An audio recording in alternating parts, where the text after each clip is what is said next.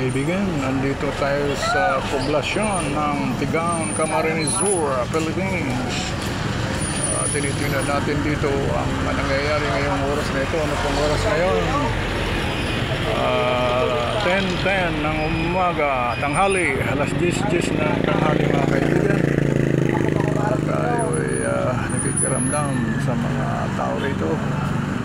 Pagkat minsan umulan bigla at uminit naman.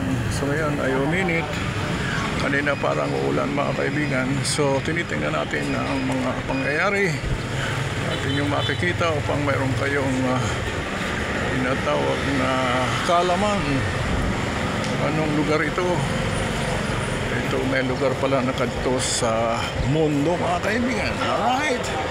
So ito ay to inform everyone what's happening out here, so to speak. Alright mga kaibigan, tayo ay maglalakad sapagkat para tayo ma-exercise at the same time tipid na tayo sa tinatawag na pamasahe sapagkat konting galaw lang ng sasakyan rito ay mahal ang pamasahe kahit walang gasolina. Ang iba padjak lang,